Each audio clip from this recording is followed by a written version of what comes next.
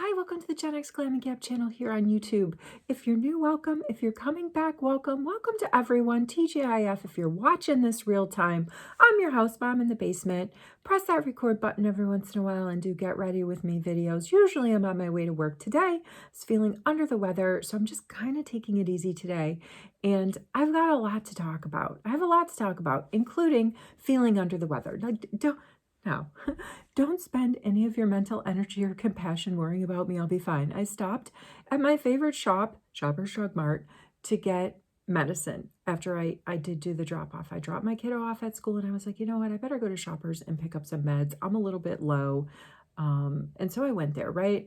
And I thought, well, I'll check the drugstore aisle because Barb W, one of our fantastic subbies out there, recommended I try this L'Oreal True Match foundation. She says it's fantastic. It blends. It has that like skin-like blend to it. Very light, barely there formula. And it was on sale. It was $7 off. So I paid $17.99 Canadian full price. This would have been $24.99. I think that was something. Is the mathing? I hope so. So there were two different, I don't know, L'Oreal True Match sort of packaging. There was this one that comes with a pump. I bought shade 75N, 0.75N, sorry, 0.75N. You know, it went, and then the next one was 1N and 2N. I tend to stick in the N in the like neutral shades as opposed to warm or cool. So I'm hoping this works. And it was the last one in 0.75. In 1N, there were two left. And then, you know, as the shades went up, they seemed to be fully in stock. So I think maybe this is a popular shade. Not sure. I always think that when I go to buy a product and it's like the last of a shade, it's either that or somebody in Shoppers Drug Mart told me that one of the reps said that oftentimes when a TikToker does a video on a certain product, no matter what the shade is, it sells out. People just buy it. So who knows? Maybe somebody did a TikTok using this shade. Not sure. But I have put a little bit here on my little palette and we're going to test it out. There are a few things though that I want to say before I get into this. I was watching a video like we all do on this guru that I really, really like. And they happened to recently, very recently, drop a video on like debunking the myths of foundation. And of course, this is of interest to me because if you watch my channel, I talk a lot about how, you know, even on my younger skin, I consider myself pretty vintage now, being just turned 51. Yeah, I don't like to talk about that much, but hey, life happens. And this person was saying that one of the biggest myths about foundation is that it's a product that can feel very cakey, can feel very heavy on your skin, can clog your pores. And their counterpoint to that theory is that there was several, it was like multi-pronged points. So let's just start with skincare, okay? And I agreed with so much of this, what this guru had to say, especially with the skincare piece. So you can't blame any product, I don't think it's unique to foundation, to like clogging and destroying your skin if you are not personally responsible for maintaining your own skincare, healthy skincare routine. And it starts with, if you're a person that wears makeup every day, it starts with at the end of the night taking your makeup off. And that's not just using a wipe or splashing water on your face. You know, the best proper makeup remover, in my opinion, and I've said this many times, I don't need to watch videos to tell me the value of a very good cleansing balm. You know, getting that on your face, letting it just sit there for like a minute and a half. The product melts off makeup. It's no joke. And I've said this before as well. My recommendation, the most affordable cleansing balm out on the market is e.l.f.'s cleansing balm from their Holy Hydration line. It's like 12 bucks. Sometimes you can get it on Ipsy for like $8. Or you can find it at a Winners or a TJ Maxx markdown in their skincare stuff. I think it's the best value for your buck. You get a pretty decent size. Like this isn't the melting balm. This is my Holy Hydration face cream from e.l.f., but it comes in this size. So that's a lot. That'll last you a while. So, you know, properly remove your makeup or get a makeup remover, you know, that has like a little bit of an oily base to it that really just melts away your makeup. I mean, that's step one. And then, you know, moisturize your face before you go to bed. That takes care of your pores, right? Maybe do some exfoliate once a week, do some pore strips. Those kind of things take care of your pores. So I agreed with that. But I don't agree that every formula, you know, that we've come so far in the innovations in formula production, that, you know, all formulas are all foundation formulas are going to, you know, give you that smoothed out sort of, you know, evened out skin tone look, right? I think some are thicker than others. That's why there's moisturizing foundations. That's why there's serum foundations. That's why there's skin tints. And then you're just, you know, your straight up foundations, which, you know, vary from, you know, like the spectrum of watery and thickness. You know, there's a spectrum. So I don't agree that all foundations are not cakey and kind of pancakey. I think that there are some thicker ones out there that I personally feel leave too thick of a feeling, too heavy of a feeling, makeup feeling on my face for a base. All right, so there's that. So let's get into this. Let's swatch. Another thing this guru said in their video, and I've heard this before from folks at Sephora, and my beauty school teacher told me that the best place to swatch a formula, you know, foundation is right down here at your jawline, between your neck and here, because you want to make sure when you do get your blend that you're blending. You don't want that mask look, like your foundation stops there and then you've got a different color on your neck. So you are having to be conscious of, when you select a foundation base, that it's going to blend all well down here. And the best swatching location is not here, you know, on your forearm, on your on the back of your wrist, in the back of your hand, anywhere like that. It's right down here, and that's where they'll do it at Sephora. That's where they'll do it at a makeup counter. So let's just get into this. Let's check it out. Let's see if this was too light for me. Is it giving me any sort of coverage at all? Oh, that's a good.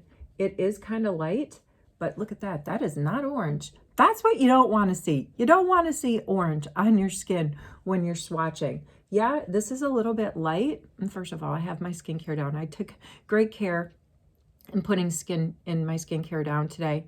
And I do that every day. But, you know, another point to make when you're talking about blaming a foundation for unevenness, patching, streaking on your face when you're creating your base, is if you're putting, you know, the product on unprimed skin, meaning you haven't taken enough care in your skincare step, you know, which is step one of creating your base. So I think that this is a little bit light. Maybe I could have used 1N, but I'm not opposed to this. Let's take a look.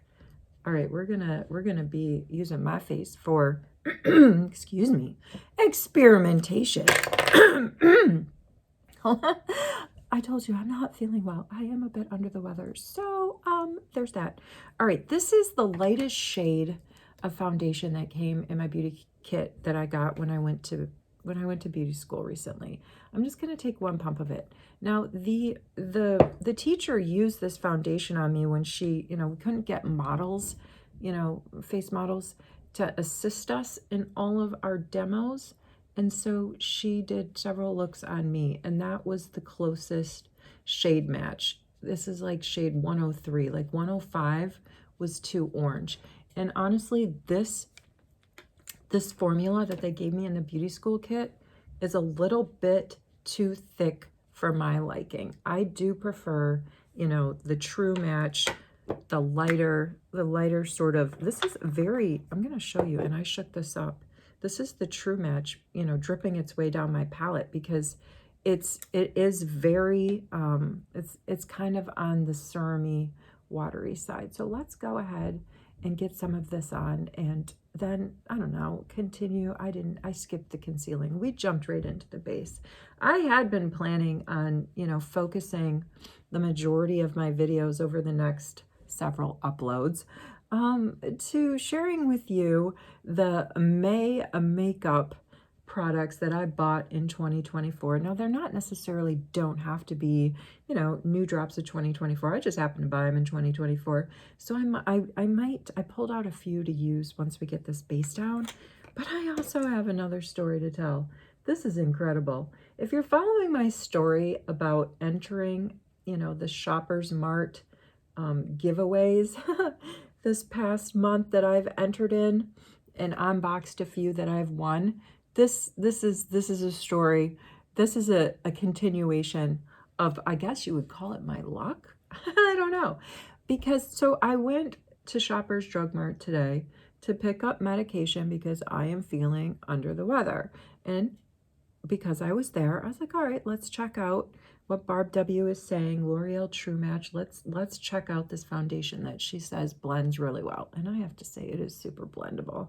I'm agreeing with that. And I got it on sale. So I'm actually very happy to have this in my kit. Anyway, so when I was checking out at the beauty counter, there was like this basket in it, and it had the sign on it like win me. I've seen these before. These are different than the other gift baskets that I've recently shared that I've won.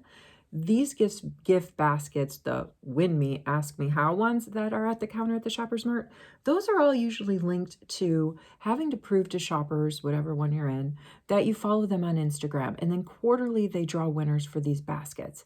And so I said, hey, you know, I follow you guys on Instagram. Like, you know, how do you, because I actually didn't know this. I didn't know the rep who was checking me out, which is unusual because I know most of them, and this is the Shoppers that's closest to my house. Anyway, she's like, oh, just show me your app, show me that you're following our particular store, and I'll enter you to win. The drawing is December 28th. Okay, so I get out my phone.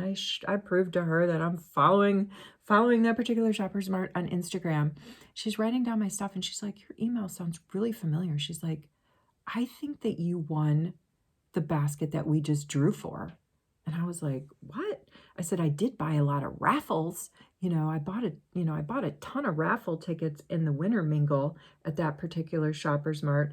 And so I'm like, all right. So, you know, it's unclear to me. I think it's from the raffle tickets that I bought, but the sign says, this is what was on, I won. Okay, so this is the short story. Am I jumping ahead? I am. So when she's like, your email sounds familiar, she's like, you've already won a gift basket with us. I emailed you on Monday. I was like, whoa, must have went to my spam, didn't get the email. I was almost jumping up and down because, I mean, come on. I've already won 2 this month, and this is just, well, 2 last month. So this, I won another one. And this thing looks amazing. I'm looking at it over to my right, your left. I don't know. I'm sick, remember? Brain fog. So I thought, let's unbox this thing. Let's try the True Match. Let's try the True Match formula that Barb was raving about. Do a little bit of my mismatched, you know, May products on top of the base. See where that gets us. And yeah, let's have a good time opening another gift basket because this one looks amazing. And there are definitely more stocking stuffer candidates in this giveaway. All right, I have blended this. Honestly, to tell you the truth, this shade might be a little bit too light for me. I don't know how it's coming off for you, but I'm going to take out my slightly dampened beauty blender here, and I'm just going to pat it in to just get another blend. Maybe I should have blended with a brush. I'm not sure, but let's just pat it in. I'm going to add some blush. I'm going to add a little bit of creamy bronzer, and then we're going to bust in. So this isn't like, you know, this is a very light coverage. I would agree with the packaging where it says it's super, they use the word super, and I love that word, super blendable, very water-esque. So, you know, to me, it says it's a foundation, but this feels to me more like a serum foundation formula, just me. And yeah, let's get into it. Let's let that sit for a second. You know, let's give it a spray. Let's give it a spray with the setting spray. And I thought that I had my e.l.f. Yeah, here it is. Let's use the dewy setting spray from e.l.f. I think this is supposed to be a knockoff of. It has this particular setting spray is often sold out in the drugstore aisles here in Canada. It has like a very fine mist. Not really a scent to it at all. And it's great to use beginning, middle, and end of your application process. And oftentimes when I do hit myself with the setting spray after I create my base, I like to tap it in with my beauty blender because I have heard other gurus talk about instead of using like a dampened sponge with water, to sort of blend your foundations and your creams, you could hit one with a beauty blender, and hit it with a beauty. You could spray your beauty blender, brain fog, and go from there. All right, so I really don't want to run out of time. I don't want to run out of time, and I don't want to keep any of us too long. But let's look at a few things I pulled out of my so-so meh purchases from 2024. This one was a huge disappointment to me because I love NARS. Look at this. This is the Orgasm Liquid Blush, and I don't know if you can see all the separation that's going on. This isn't even a year old. I was so excited to buy this. It is so liquidy. So granted, we do need, yeah, can you see the water level? You need to, this is a shaker. Even when I bought it, it was a shaker. And I don't, I wasn't a big fan of it. It was a little watery for me. It was really hard for me to work with. So, in and of itself, the formula is a little bit liquidy. I mean, it sounds like I'm shaking it sounds like I'm shaking a container of water. It's like I really shook this up. Oh, and this packaging too. Look at that. Oh my gosh, I just made the hugest mess. This from the very beginning has annoyed me. It's like you try to, this is not the first time this has happened. You don't even understand what I just did right now. It's a good thing I'm wearing my red Christmas sweater, although I didn't think any of it got on there, but I did get a little bit on my table, but that's okay. Very liquidy. Let's just, let's put it at the end of my, let's put it here on my Charlotte Tilbury mini sort of Hollywood complexion brush, because I love this brush for blending, and let's dab it on. I mean, to me, I get very disturbed when products, I don't care if, I get disturbed with products that separate like that. It concerns me. And I'm like, what? I'm supposed to, I'm not using it every day. I'm supposed to shake it. Okay, I'm not an expert. I'm not a scientist, and let the trolls come for me. But I just don't think that that is a sign of a most excellent formula, that you've got to sit around, and give it the daily shake, or it's going to separate and get all gobbledygooky in the bottle. I don't know. That's just me. But look, it is a nice color. The shade is Orgasm, so it's the liquid blush version of Orgasm. And NARS has a fantastic powder shade in Orgasm, so it's a fun shade. It's just a miss for me. I wish that I would have taken it right back, because after a couple of times using it, I realized it wasn't. So look at this. It does have a nice little sheer kind of glow pop of color, but it was in the over $30 price point range, and not really like the best match for me. I have a ton of other liquid blushes that I knew, even when I bought this thing, that I liked better. But there we go. We're just getting a little bit of a pop of color, so that when I sit on here, I don't look all washed out with you guys.